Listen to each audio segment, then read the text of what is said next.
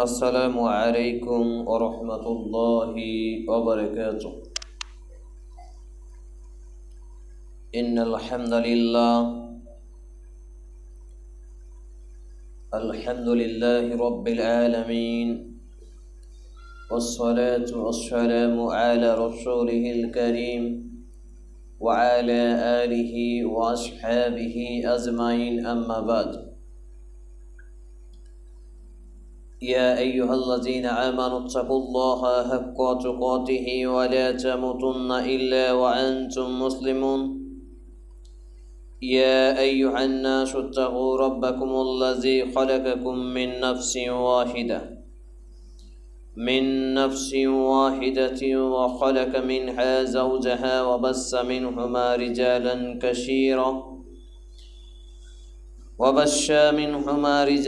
كثيرا ونساء، واتقوا الله الذي تساءلون به والأرحام، إن الله كان عليكم رقيبا.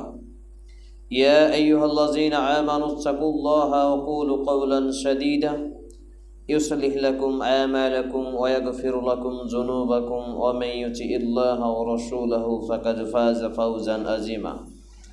أما بعد، فإن خير الحديث كتاب الله، وخير الهدي هدي محمد صلى الله تعالى عليه وسلم، وشر الأمور محدثاتها، وكل محدثات بدعة، وكل بدعة ضلالة، وكل ضلالة في النار.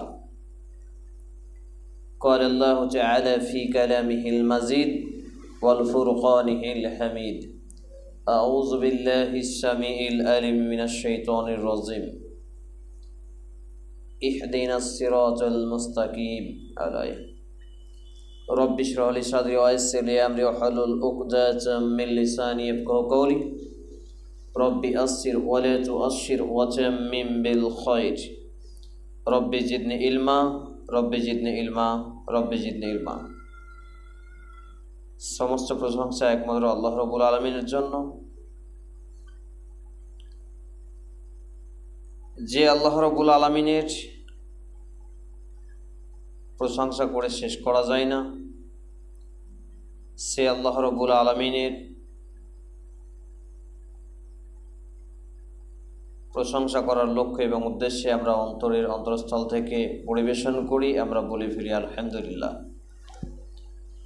অতঃপর অসংখ্য দরুদ ও সালাম শান্তির ধারা বিবর্ষিত হোক সমস্ত নবী এবং রাসূলদের মানুষের মধ্যে থেকে যিনি শ্রেষ্ঠ, সেই বিশ্ব মহামানবের প্রতি আমরা বলি আল্লাহুম্মা সাল্লি আলাইহি, আল্লাহুম্মা বারিক আলাইহি, সাল্লাল্লাহু তাআলা আলাইহি ওয়াসাল্লাম। আজকে আপনাদের সামনে সংক্ষিপ্ত টাইমে যে বিষয়ের প্রতি আলোচনা করব সেটি হচ্ছে নবী এবং রাসূলদের জীবনী থেকে জ্ঞান অর্জন। সংক্ষিপ্তভাবে তন্মধ্যে আমরা দুইজন নবীর জীবনী থেকে জ্ঞান অর্জন করব। একটি হচ্ছে আদম আলাইহিস সালাম, আমাদের আদি পিতা, এবং দ্বিতীয়জন হচ্ছে নূহ আলাইহিস সালাম এবং তার ছেলে কিনানের যে ঘটনা। আল্লাহ রাব্বুল আলামিন এই পৃথিবীর বুকে মানুষকে সঠিক পথে দিশা দিতে, মানুষকে ভালো পথে চলতে, ভালো কাজ করতে, ভালো কথা বলতে, এক কথায় আল্লাহ যা পাঠিয়েছেন তা মেনে নিতে 1,24,000 নবী এবং রাসূল পাঠিয়েছেন। তার মধ্যে প্রথম যিনি ছিলেন তিনি হচ্ছেন আদম আলাইহিস সালাম। তিনি প্রথম মানুষ, তিনি প্রথম নবী। এবং শেষ নবী এবং রাসূল যিনি ছিলেন, যেটা হচ্ছে আমাদের নবী এবং রাসূল নবী মুহাম্মদুর রাসূলুল্লাহ সাল্লাল্লাহু আলাইহি ওয়াসাল্লাম। এর মিডিলে আল্লাহ রাব্বুল আলামিন শুরু থেকে শেষ পর্যন্ত 1,24,000 নবী এবং রাসূল পৃথিবীতে পাঠিয়েছেন। তো কুরআনুল কারিমে আল্লাহ সুবহানাহু ওয়া তাআলা 25 জন নবী এবং রাসূলদের নাম নিয়ে এসেছেন। 25 জন নবী এবং রাসূলদের নাম নিয়ে এসেছেন। আর কুরআনুল কারিমে আদম আলাইহিস সালামের নামটি পুরো কোরআন জুড়ে 25 বার উল্লেখ করা হয়েছে। 25টি জায়গাতে আদম আলাইহিস সালামের নাম আল্লাহ রাব্বুল আলামিন তিনি নিয়ে এসেছেন। এটি নোট করেছেন সম্পাদনা পরিষদ, সিরাত বিশ্বকোষ, ঢাকা, ইসলামিক ফাউন্ডেশন বাংলাদেশ, 2000 খ্রিস্টাব্দে প্রথম সংস্করণ এবং প্রথম খণ্ডের পৃষ্ঠা নম্বর 33-এ তারা তাদের গ্রন্থে এটি নিয়ে এসেছেন। আদম আলাইহিস সালাম প্রসিদ্ধ ঘটনা বর্ণনা একমাত্র উদ্দেশ্য হলো ঘটনা থেকে প্রাপ্ত ফলাফল থেকে হেদায়েত এবং সৎকর্ম লাভের উপকরণ খুঁজে বের করা এবং জ্ঞান বৃদ্ধি ও বিবেক দিয়ে আল্লাহর একত্ববাদের স্বীকৃতি প্রদানের শিক্ষা লাভ করা। তাছাড়া আদম আলাইহিস সালামের ঘটনায় অসংখ্য নসিহত এবং মাসআলার সমাবেশ রয়েছে। এখানে কয়েকটি গুরুত্বপূর্ণ নসিহতের প্রতি ইঙ্গিত আমরা করব। আল্লাহ তাআলা হিকমত সমূহের রহস্য অসংখ্য এবং অগণিত। আল্লাহ তাআলার যে হিকমত রয়েছে, রহস্য, এগুলো অসংখ্য এবং অগণিত। কোনো মানুষের পক্ষ সেই আল্লাহর যত সান্নিধ্য প্রাপ্তই হোক না কেন, সমস্ত রহস্য সম্বন্ধে জ্ঞান অর্জন করা সম্ভব নয়। এ কারণেই আল্লাহর ফেরেশতাগণ চূড়ান্ত পর্যায়ে সান্নিধ্য প্রাপ্ত হওয়া সত্ত্বেও আদম আলাইহিস সালামকে খলিফা বানানোর হিকমত সম্পর্কে ফেরেশতারা কিছুই জানতে পারেননি। আল্লাহুস সামাদ। এবং বিষয়টি পূর্ণ তথ্য সম্মুখে না আসা পর্যন্ত তারা বিস্ময়ে নিমগ্ন ছিলেন। অর্থাৎ আদম আলাইহিস সালামকে যখন আল্লাহ তাআলা সৃষ্টি করলেন, ফেরেশতারা কল্পনাও করতে পারেনি। অথচ ফেরেশতারা আল্লাহ তাআলার কাছেই থাকেন, আল্লাহ তাআলার আদেশ অর্ডার পালনে ব্যস্ত থাকেন সদা সর্বদা। তো আল্লাহ রাব্বুল আলামিন তিনি কত জ্ঞানের অধিকারী, কত ক্ষমতার অধিকারী, তিনি কত বড়, এই জ্ঞান ফেরেশতারা পর্যন্ত নাগাল পাননি। তো আমরা মানুষরা তো পাবো না, এটা স্বাভাবিক ব্যাপার। এবং যখন আদম আলাইহিস সালামকে সৃষ্টি করে প্রতিনিধিত্ব খলিফা হিসেবে নির্বাচন করলেন, পাশাপাশি আদম আলাইহিস সালামকে মাটি থেকে সৃষ্টি করার পরেও নূরের সৃষ্টি ফেরেশতা, আগুনের সৃষ্টি আজাজিল, জিন জাতি সহ সকলকে আদেশ করা হলো আদম আলাইহিস সালামকে সাজদা করার। সুবহানাল্লাহ।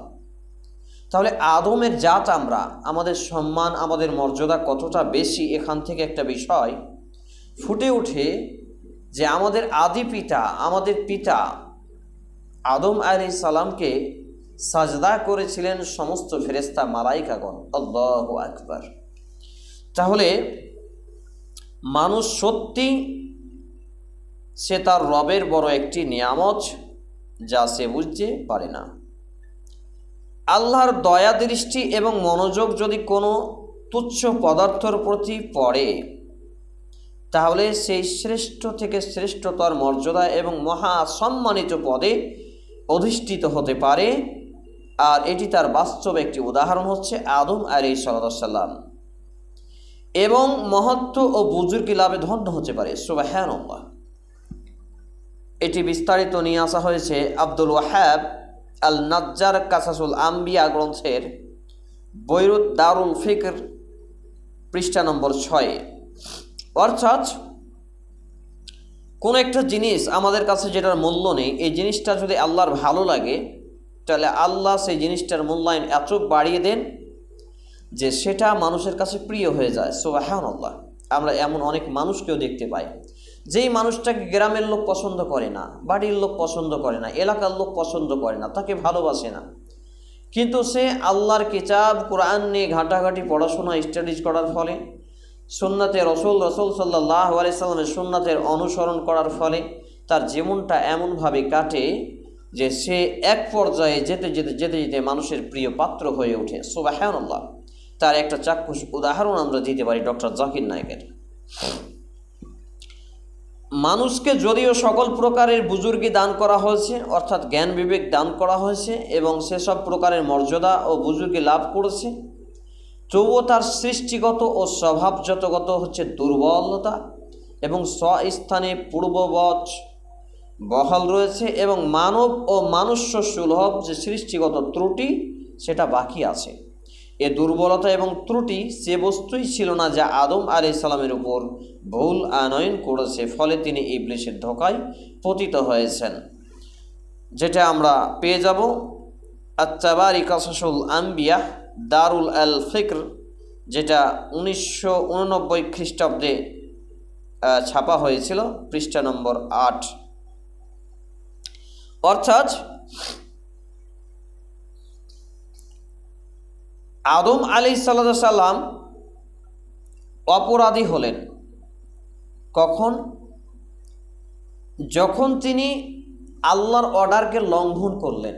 আল্লাহ রাব্বুল আলামিন তাকে জান্নাতে রাখলেন, তার সঙ্গে তার জীবনসঙ্গিনী, তার সহধর্মিনী, তার বিবি, তার স্ত্রী মা হাওয়া আলাইহিস সালামকে তার সঙ্গে রাখলেন এবং বললেন, তোমরা এখানে থাকো, বসবাস করো, যা ইচ্ছা তাই খাও, তবে ওই একটি গাছের নিকটবর্তী হইও না।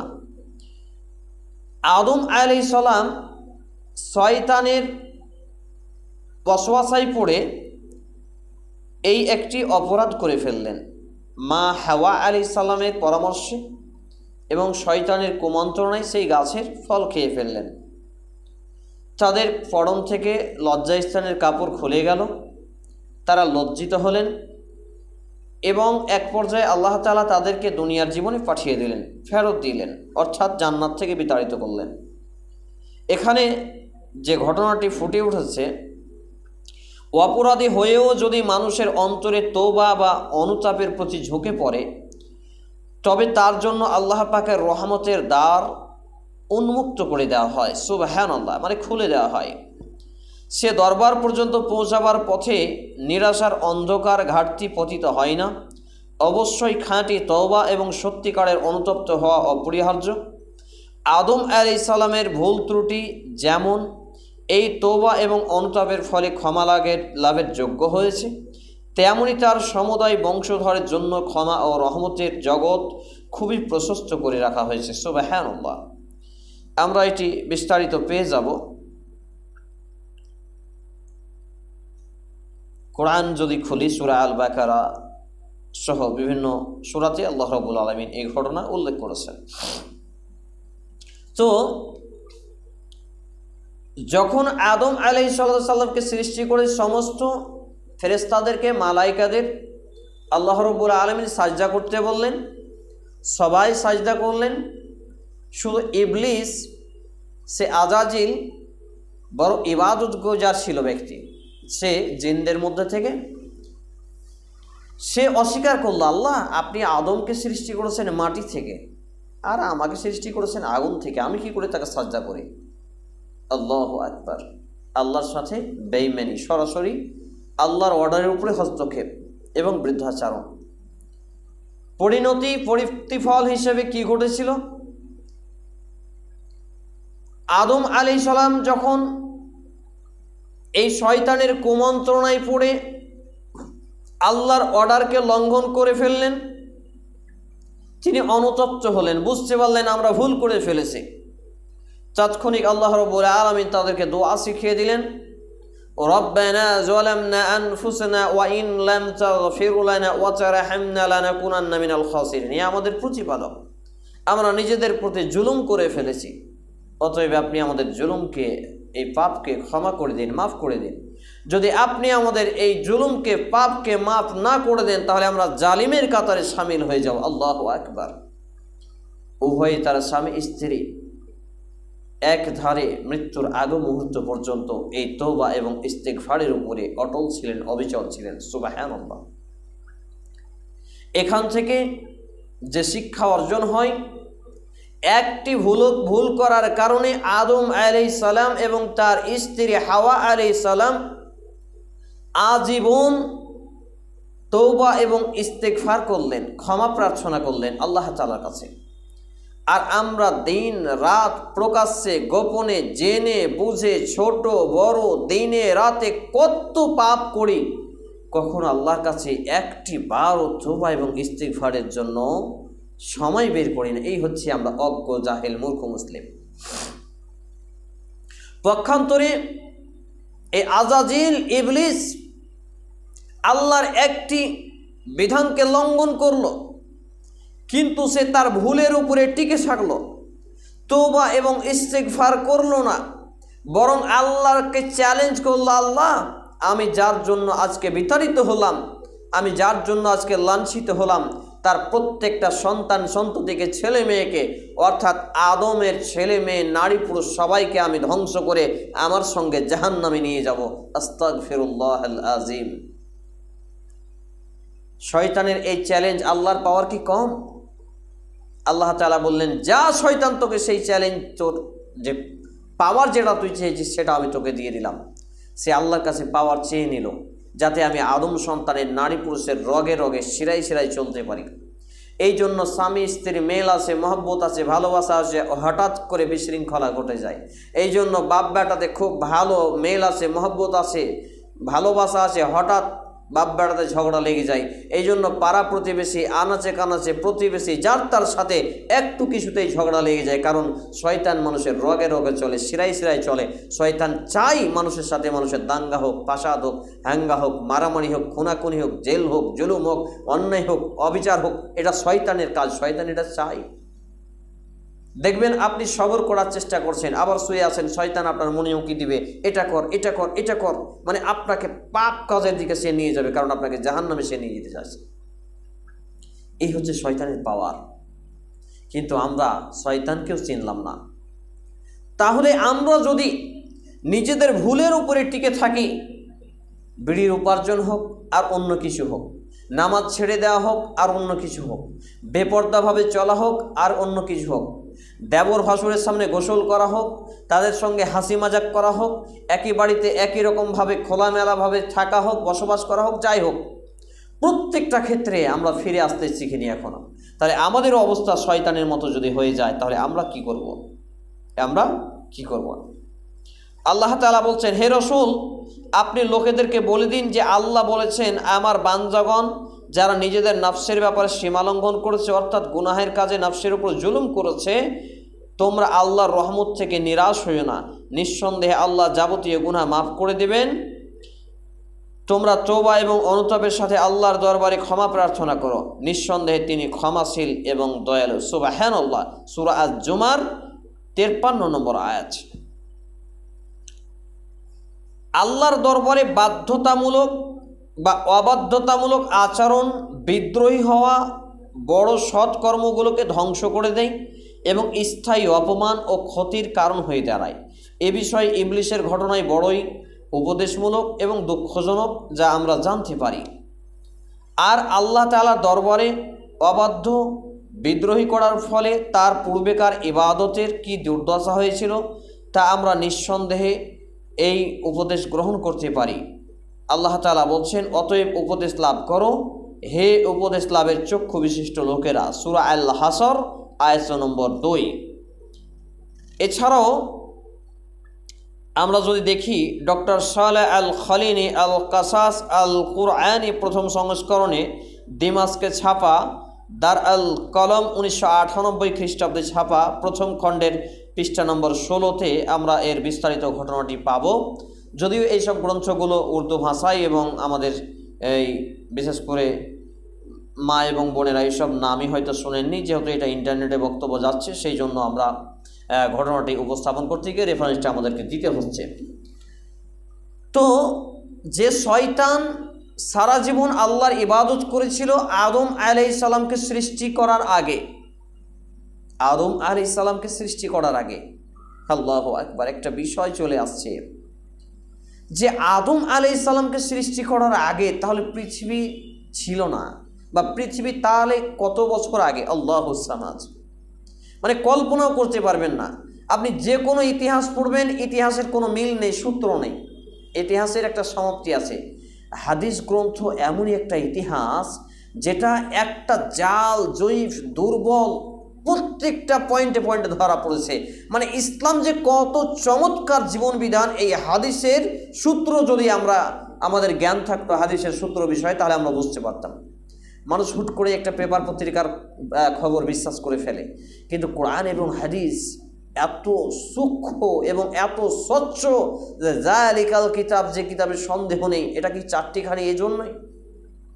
কোরআন এবং হাদিস উভয়টা হচ্ছে আল্লাহর ওহী, আর এই ওহীকে আল্লাহ তাআলা নিজ হাতে তিনি হেফাজত করবেন, এটা তার ওয়াদা। তো আমরা এখান থেকে যে শিক্ষা পেলাম সংক্ষিপ্তভাবে, যে নবী আদম আলাইহিস সালাম তিনি ভুল করলেন, কিন্তু তার ভুলটা তিনি বুঝতে পারলেন যে এটা আমার ভুল, এটা আমার পাপ, এটা আমার অন্যায়। এই জন্য তিনি কি করলেন? আল্লাহর কাছে কাকুতি মিনতি জানালেন, তওবা এবং ইস্তিগফার করলেন। এর বদৌলতে তিনি আল্লাহর রহমত পেয়ে গেছেন। সুবহানাল্লাহ। পরক্ষণে এই ইবাদত গুজারি, বেশি বেশি আল্লাহর ইবাদতকারী এই আজাজিল যে ইবলিসে পরিণত হলো, শয়তান হলো। এই শয়তান কিন্তু আগে শয়তান ছিল না, আগে আজাজিল ছিল, জিনদের সর্দার, লিডার ছিল, এবং সে আল্লাহর বড়ই ইবাদতকারী ছিল। কিন্তু সে আল্লাহর একটি মাত্র নাফরমানি করার ফলে, আল্লাহর একটি মাত্র বিধান লঙ্ঘন করার ফলে, আল্লাহর একটি মাত্র অর্ডার, আদমকে একটি সাজদা না করার ফলে তার জীবনের সমস্ত ইবাদতগুলো ধূলিসাৎ হয়ে বিলীন হয়ে গেছে, এবং সে লাঞ্ছিত হতে থাকবে কিয়ামত পর্যন্ত, এবং কিয়ামতের দিন শেষে তাকে জাহান্নামে জ্বলতে হবে। তাহলে আজকে আমি এবং আপনি শত শত নয়, হাজার হাজার, লক্ষ লক্ষ ভুল পাপ কর্মের মধ্যে আমরা ডুবে আছি। আর এই ভুল পাপ কর্মের মধ্যে ডুবে আছি, আর মুসলিম হয়েও দিনে এবং রাতে 17টা রাকাতে 34টা সাজদাকে আমরা নামধারী মুসলমান ত্যাগ করছি, নামাজ আদায় করি না।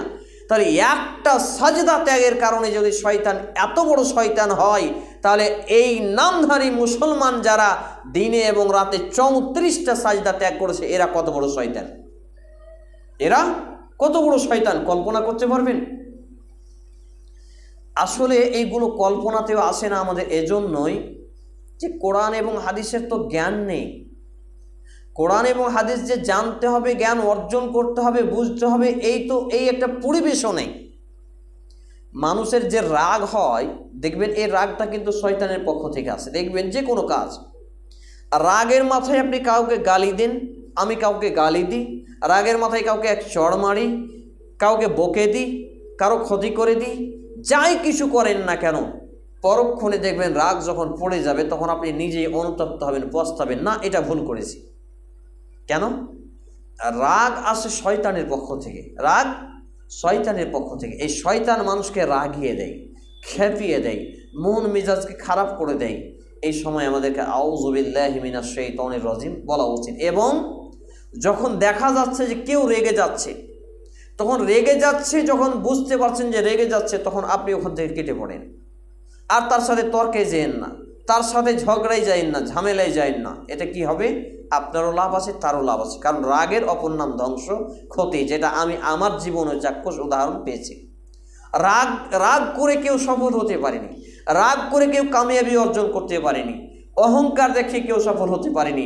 অহংকার দেখিয়ে পতন হয়েছে, ধ্বংস হয়েছে। তার একটি প্রমাণ হচ্ছে এই আজাজিল, এই ইবলিস শয়তান। এবারে আমরা সংক্ষিপ্ত টাইমে জানবো নবী নূহ আলাইহিস সালাম ও কিনানের সংক্ষিপ্ত ঘটনা। আর এখান থেকে আমরা শিক্ষা নেব, এটা আমাদের ব্যক্তি এবং পারিবারিক জীবনে একটা বড় আসার ফেলবে, এবং এখান থেকে আমাদের উপদেশ আছে, আমাদের প্রচুর পরিমাণে এখানে উপকৃত হব আমরা ইনশাআল্লাহুল আজিজ। ব্যক্তি এবং পারিবারিক জীবনে শিক্ষা গ্রহণের ক্ষেত্রে আমরা নূহ আলাইহিস সালামের কিসসা বা কাহিনী স্মরণ করতে পারি, যাতে তার ছেলেকে কিনানের বেঈমানির কথা উল্লেখ আছে। নবীর ছেলে হয়েও ঈমান না আনার কারণে আল্লাহর আযাব থেকে রক্ষা পায়নি। নূহ আলাইহিস সালামের ঘটনা থেকে আমরা কিছু ঘটনা আসুন জেনে নিই। প্রত্যেকটি মানুষকে নিজের কার্যকলাপ ও আমলের জন্য নিজেই আল্লাহ তাআলার দরবারে জবাবদিহি করতে হবে। সুতরাং পিতা বুজুর্গানে দিন, উচ্চ মর্যাদা, আলেম, হাজী সাহেবের বেটা হাজী সাহেব, অমুক মর্যাদা দ্বারা পুত্রের প্রাপ্যের প্রতিকার হতে পারে না, এবং পুত্রের নেক আমল বা বাপের নেক আমল, মায়ের নেক আমল বা ছেলের নেক আমল একে অন্যের উপকার করতে পারে না। পরলৌকিক সৌভাগ্য পিতার অবাধ্যচারণের বিনিময় বা বদলাও হতে পারে না। নূহ আলাইহিস সালামের নবুয়াত ও পয়গম্বরি তার পুত্র কিনানের কুফরের শাস্তি ঠেকাতে পারেনি, এবং ইব্রাহিম আলাইহিস সালামের পয়গম্বরি ও উচ্চ মর্যাদা তার পিতার আজাব এবং শিরকের মুক্তির কারণ হতে পারেনি। এই বিষয়টি আমরা পেয়ে যাব ইবনে জারির আল তাবারি তারিক আল উমামা ওয়া আল মুলুক, যেটা দারুল কলম প্রথম খণ্ডের পৃষ্ঠা নম্বর 91-এ এটা ঘটনা উল্লেখ হয়েছে, এবং ইবনে কাসির কাসাসুল আম্বিয়ার প্রথম সংস্করণে রয়েছে মুআসসাসাতু আল মারিফ 1996 খ্রিস্টাব্দে যেটা প্রকাশ করা হয়েছে, পৃষ্ঠা নম্বর 81, এখানেও পৃষ্ঠা নম্বর 79 এখানেও ঘটনাটি উল্লেখ করা হয়েছে। অর্থাৎ নূহ আলাইহিস সালাম তিনি একজন বড় নবী। 950 বছর মানুষকে আল্লাহর পথে আহ্বান করেছেন, দাওয়াত দিয়েছেন। আল্লাহু আকবার। কত বছর? 950 বছর। এই 950 বছর তিনি পৃথিবীর বুকে বেঁচেছিলেন, আর 950 বছর ধরে তিনি দাওয়াত দিয়েছেন, এবং তার আপন ছেলে কেনান সে পথভ্রষ্ট হয়েছে, আল্লাহর অবাধ্যতায় লিপ্ত হয়েছিল, আল্লাহর বিধানকে মানেনি, তার আপন পিতা নবীর কথাকে সে মানেনি। তো এই নূহ আলাইহিস সালাম এত বড় নবী হওয়ার পরেও তার চোখের সামনে কেনান, তার পুত্র, তার ছেলে ডুবে যাচ্ছে, ধ্বংস হয়ে যাচ্ছে, অথচ নূহ আলাইহিস সালাম এত বড় নবী হওয়ার পরেও তার ছেলেকে দুনিয়াতেও বাঁচাতে পারেননি এবং পরকালেও বাঁচাতে পারবেন না। আল্লাহু আকবার। এই ঘটনা, এই কাহিনী এখান থেকে একটা শিক্ষা দেয়, বাপ যত বড়ই আমলকারী হোক না কেন, নবী রাসূল হোক না কেন, পণ্ডিত হোক না কেন, আলেম, হাজি, গাজী, পাজি, নামাজি, যেই বা যারাই হোক না কেন, দুনিয়ার জীবনে বাপের আমল দিয়ে ছেলে মেয়েকে বাঁচানো যাবে না, এবং পরকালের জীবনেও বাপের আমল দিয়ে ছেলে মেয়েকে জাহান্নামের আগুন থেকে বাঁচানো যাবে না। অর্থাৎ ব্যক্তিকে নিজে তার নিজের আমল নিয়ে হিসাব কৈফিয়ত দিতে হবে। ওখানে বসে যাও, দরজা লাগাও। ব্যক্তিকে নিজে এবং তার নিজের কর্মের হিসাব দিতে হবে। অতএব আমাদেরকে এখান থেকে যে শিক্ষাটা নিতে হবে, কোনো ক্ষেত্রেই এমনটি করা যাবে না যে আমার মা তো ইমানদার, আমার বাপ তো ইমানদার, আমার বাপ তো আলেম, আমার বাপ তো হাজি, আমার বাপ তো উমুক তুমুক, এইভাবে কখনো কোনো ক্রমেই আমরা মুক্তির আশা রাখি না। এই জন্য আমরা একটি হাদিস জানি যে আল্লাহর নবী মুহাম্মদুর রাসূলুল্লাহ সাল্লাল্লাহু আলাইহি ওয়াসাল্লাম তার আদরের কলিজার টুকরা কন্যা সন্তানকে ফাতিমা রাদিয়াল্লাহু তাআলা আনহা উম্মাহাতুল মুমিনিন, মুমিনা নারীদের সর্দারিনী যিনি হবে জান্নাতে, তাকে লক্ষ্য করে বলছেন, হে ফাতিমা, হে আমার আম্মু, কলিজার টুকরা মেয়ে সন্তান, তোমার বাপের কাছে দুনিয়াতে কিছু চাওয়ার হলে তুমি চেয়ে নাও, তবে নিজের আমল ইমানকে ভালো করো, স্বামীর অবাধ্য হইও না। আমি নবী রাসূল হয়েও, তোমার বাপ হয়েও তুমি স্বামীর অবাধ্য হবে, আর তুমি আল্লাহর নাফরমানি করবে, আর তুমি নিজে ইমান আমল ঠিক করবে না, কিয়ামতের মাঠে আমি তোমার কোনো উপকার করতে পারবো না। আল্লাহু আকবার।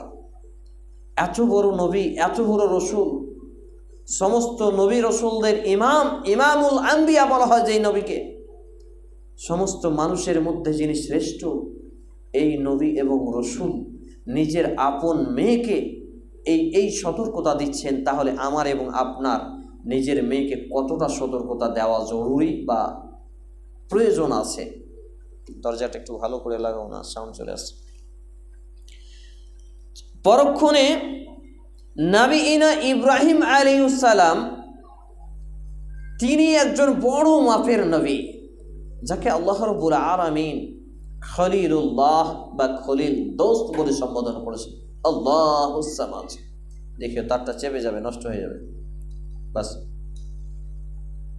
অথচ এই নবীর পিতা আজল ছিল একজন মূর্তি পূজক, এবং সে তার নিজ পুত্রকে কত শাস্তি, কত নির্যাতন করেছে। আল্লাহ প্রদত্ত বিধান আইনকে সে মানেনি। এত বড় নবী হওয়ার পরেও, যেই নবীর দুই সন্তান ছিলেন নবী ইসমাইল আলাইহিস সালাম এবং নবী ইসহাক আলাইহিস সালাম, একজন ছিলেন মা হাজরা আলাইহিস সালামের পেট থেকে, একজন ছিলেন মা সারা আলাইহিস সালামের পেট থেকে।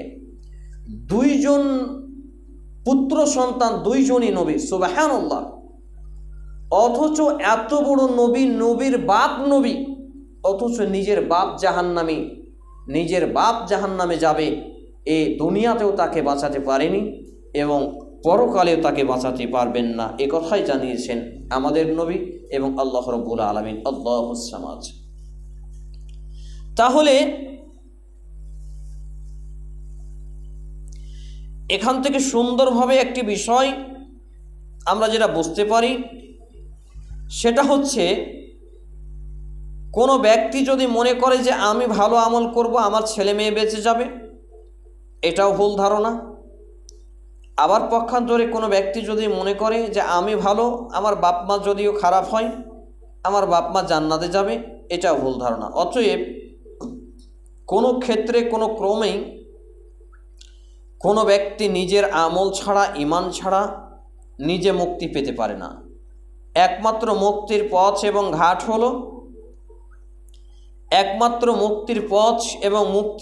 হলো যে ব্যক্তি সরাসরি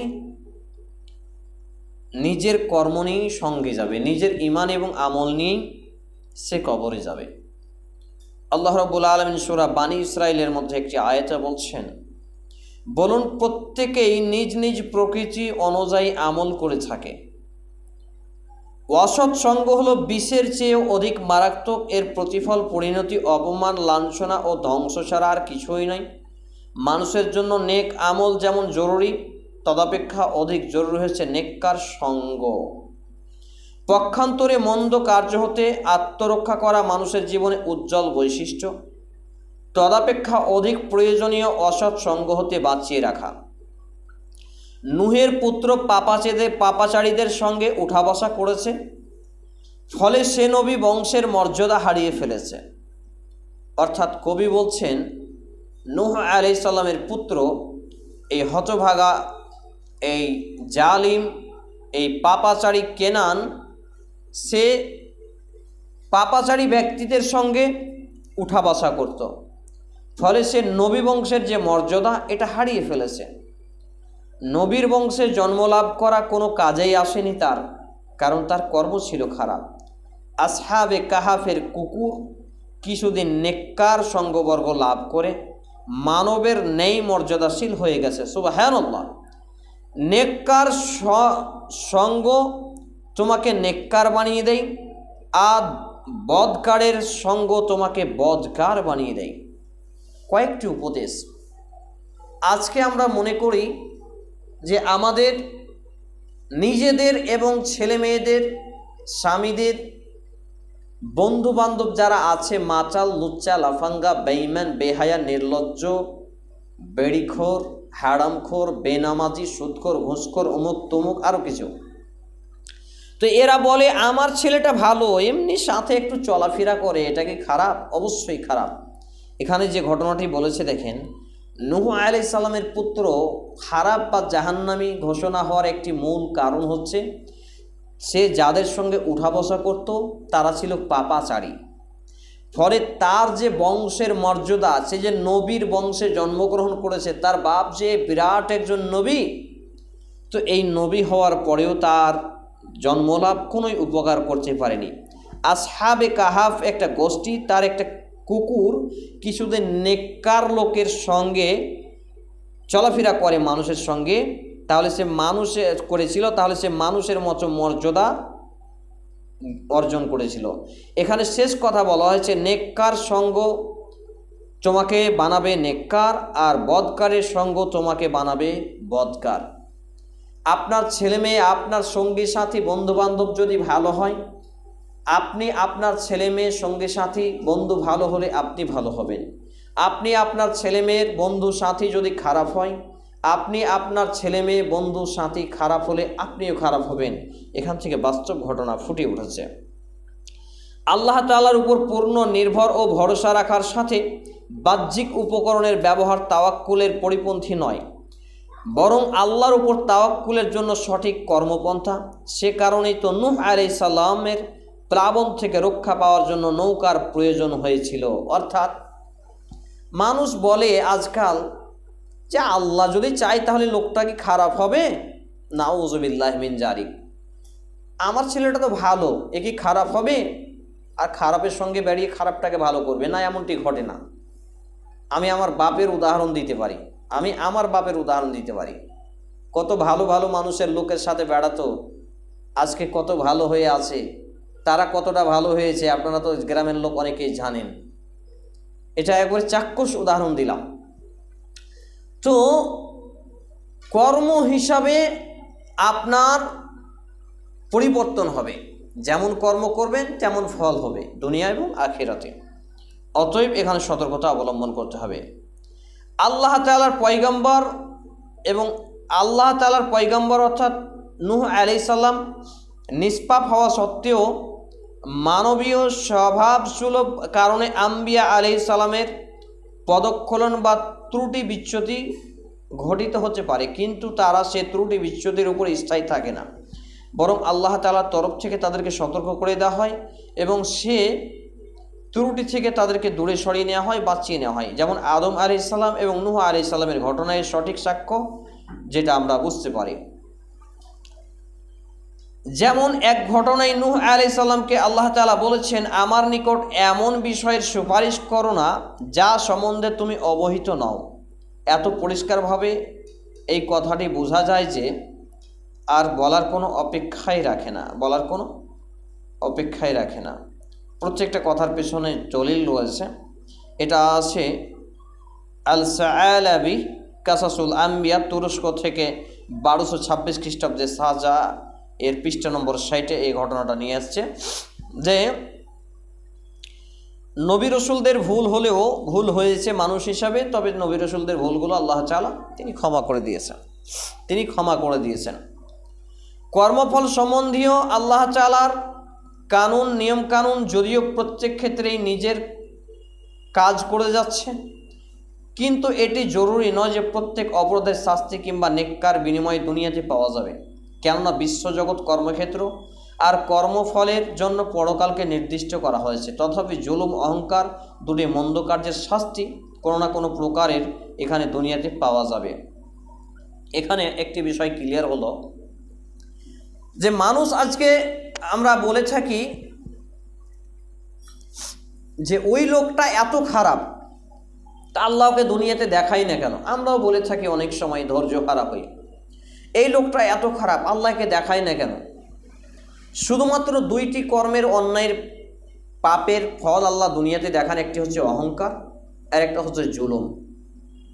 মানুষকে তুচ্ছ জ্ঞান করা, অহংকার করে সত্যকে প্রত্যাখ্যান করা, বাতিলকে প্রতিষ্ঠিত করা, কোরআন সুন্নাহকে ছেড়ে দেওয়া, এই যে অহংকার যে কোনোভাবে হয়।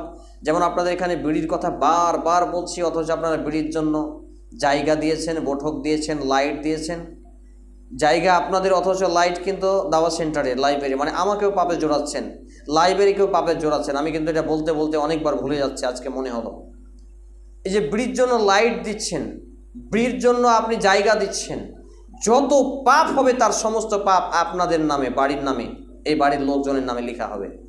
বিড়ি নিজে বাঁধা যত পাপ, অন্যরা বাঁধবে যা পাপ, আপনি জায়গা দিয়েছেন তা পাপ, সমস্ত লোকের পাপ যতটি হবে একার সবার পাপ একত্রিত করে আপনাদের ঘাড়ে চাপানো হবে। হিসাব আপনি দিবেন কিয়ামতের মাঠে। এটা একটা অহংকার। কি বলছে ওর বলার কাম বলুক, আমরা শুনবো না। এটা অহংকার। অহংকারের ফল এবং জুলুমের ফল দুনিয়াতে আল্লাহ দেন, তবে বাকি কর্মের ফলগুলো আল্লাহ রাব্বুল আলামিন পরকালে দেন। কারণ দুনিয়াটা হচ্ছে কর্মক্ষেত্র, আর পরকালটা হচ্ছে কর্মের ফল পাওয়ার এটার জন্য নির্ধারণ করা হয়েছে। তো দুনিয়াতে মানুষকে আল্লাহ পাপের শাস্তি দেন না, শুধু এই দুটির পাপের শাস্তি দেন, অহংকার আর জুলুম করা, নির্যাতন করা, নিপীড়ন করা, এসব। এই জন্যই আমাদেরকে এখান থেকে শিক্ষা নিতে হবে আর ধৈর্য ধারণের সাথে যে বিষয়গুলো আমাদেরকে জানতে হবে, জেনে মানতে হবে যে নবী রাসূল রা পর্যন্ত নিজে অনেক সময় এই রকম হয়ে গেছেন যে আমাদের কি হবে, কিয়ামতের মাঠে আমরা কি হিসাব দেব।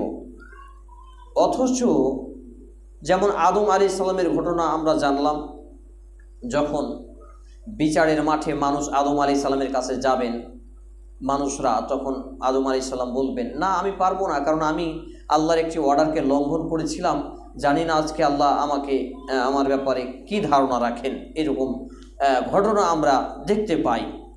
তাহলে একজন নবী এবং রাসূল তারা যদি চিন্তিত হয় যে তাদের কি হবে, তাহলে আমার এবং আপনার কি হবে, এই নিয়ে কি কোনো চিন্তা করার প্রয়োজন নেই? অবশ্যই প্রয়োজন আছে।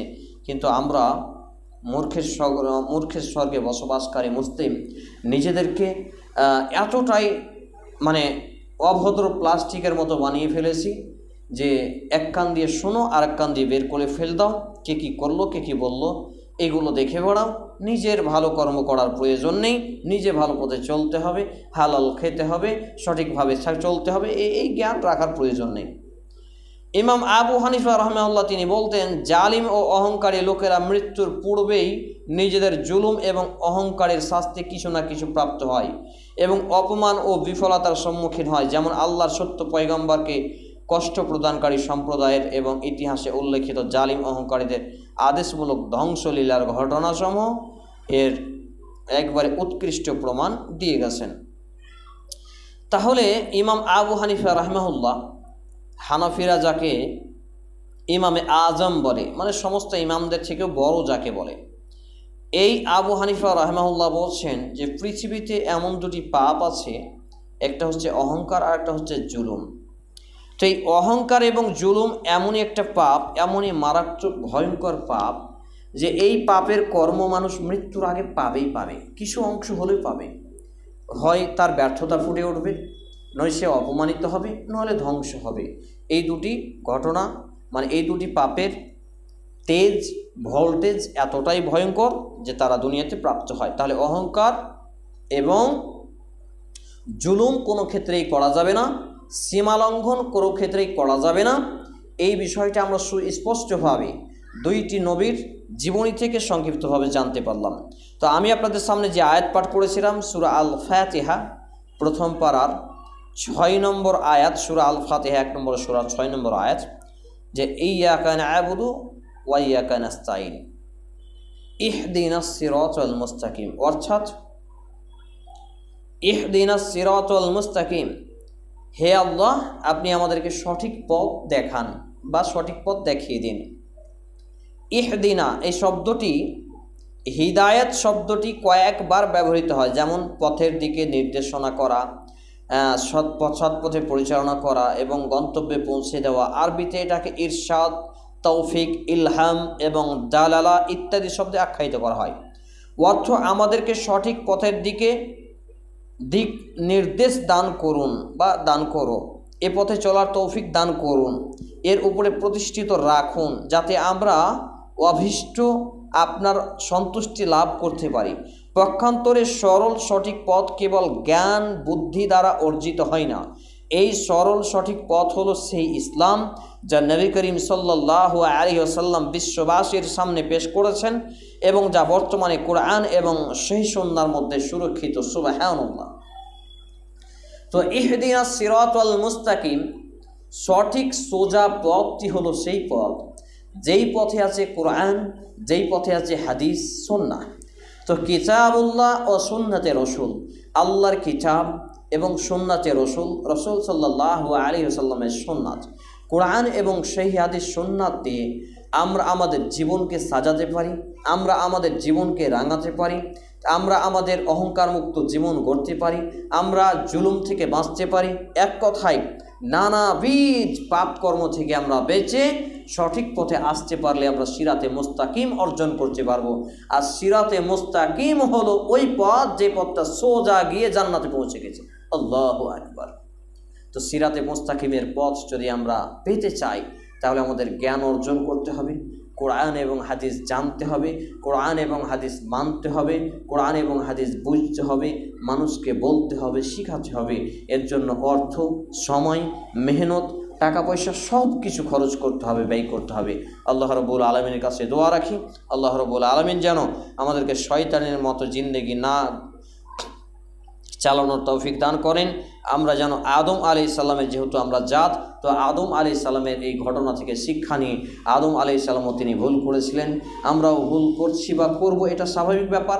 তাহলে আমরা যেন ভুলের উপরে প্রতিষ্ঠিত না থাকি, আমরা যাতে করে আমাদের ভুলগুলো দুনিয়াতে বেঁচে থাকা অবস্থায় আল্লাহ তাআলার কাছে ক্ষমা নিতে পারি। আল্লাহ রাব্বুল আলামিন যেন আমাদেরকে সেইভাবে কবুল করে নিন। আমরা বলি আল্লাহুম্মা আমিন।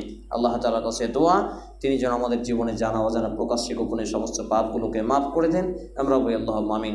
আল্লাহ রাব্বুল আলামিনের কাছে এ দাবি এ দোয়া, আল্লাহ তাআলা আমরা যারা অসুস্থ আমাদেরকে পূর্ণাঙ্গ শিফায়ে কামিল আজিলা দান করুন, আমরা যারা অভাবী আমাদেরকে অভাবমুক্ত হালাল রুজি রোজগার দান করুন। হে আল্লাহ তাআলা, আমার মা নানি সহ উপস্থিত মা এবং বোনদের কেউ না কেউ আত্মীয় স্বজন মৃত্যুবরণ করেছে, আল্লাহ যে বা যারাই মুসলমান হয়ে মৃত্যুবরণ করেছে তাদের জীবনের ভুল ত্রুটি ক্ষমা করুন, তাদের কবরের শান্তির বিছানা বিছিয়ে দিন, তাদেরকে জান্নাতুল ফেরদাউস নসিব করুন। আমরা বলি আল্লাহুম্মা আমিন। হে আল্লাহ তাআলা, আমরা যারা এখানে উপস্থিত হয়েছি আমাদের এই আশার বদৌলতে আমাদের জীবনে জানা অজানা প্রকাশ্যে গোপনে সব পাপগুলোকে মাফ করে দিন। আমাদের দুনিয়া ও আখিরাতে যাবতীয় কল্যাণ দান করুন। হিংসকের হিংসা, অনিষ্টকারী অনিষ্ট থেকে আমাদেরকে হেফাজতে রাখুন, বাঁচিয়ে রাখুন। আল্লাহ তাআলা আমাদের হায়াতে তাইয়্যিবা নসিব করুন এবং আমাদের ঈমান এবং আমলে বৃদ্ধি করুন, বরকত দিন। আমরা বলি আল্লাহুম্মা আমিন। হে আল্লাহ তাআলা, আমাদের পরিবার, ব্যক্তিগত জীবন, পারিবারিক জীবন এবং সামাজিক জীবনে ইসলামের সুশীতল ছায়া দান করুন এবং আমাদেরকে শান্তির যে ছায়ায় আশ্রয় গ্রহণ করার তৌফিক দান করুন এবং আমাদেরকে কবুল করে নিন। আমাদের এই দাওয়া এবং ইসলাহি কার্যক্রমকে কবুল করুন, যাদের সামনে গ্রহণই করুন। আমরা বলি আল্লাহুম্মা আমিন। এ দাবি, এ দোয়া, এ দরখাস্ত আল্লাহ তাআলার কাছে সামনে রেখে আমরা আমাদের আলোচনা ইতি টানছি। বিসমিল্লাহির রহমানির রহিম। কুল হুয়াল্লাহু আহাদ, আল্লাহুস সামাদ, লাম ইয়ালিদ ওয়া লাম ইউলাদ ওয়া লাম ইয়াকুল লাহু কুফুওয়ান আহাদ। আল্লাহুম্মা সাল্লি আলা মুহাম্মাদ ওয়া আলা আলি মুহাম্মাদ কামা সাল্লাইতা আলা ইব্রাহিম ওয়া আলা আলি ইব্রাহিম ইন্নাকা হামিদুম মাজিদ। আল্লাহুম্মা বারিক আলা মুহাম্মাদ ওয়া আলা আলি মুহাম্মাদ কামা বারাকতা আলা ইব্রাহিম ওয়া আলা আলি ইব্রাহিম ইন্নাকা হামিদুম মাজিদ। সুবহানা রাব্বিকা রাব্বিল ইজ্জাতি আম্মা ইয়াসিফুন ওয়া সালামুন আলাল মুরসালিন ওয়া আখিরু দাওয়ানা আলহামদুলিল্লাহি রাব্বিল আলামিন। সবার শেষে দোয়া পড়ে নেব। সুবহানাকা আল্লাহুম্মা বিহামদিক আশহাদু আল্লা ইলাহা ইল্লা আনতা আস্তাগফিরুকা ওয়া আতুবু ইলাইক। আসসালামু আলাইকুম ওয়া রাহমাতুল্লাহি ওয়া বারাকাতুহু।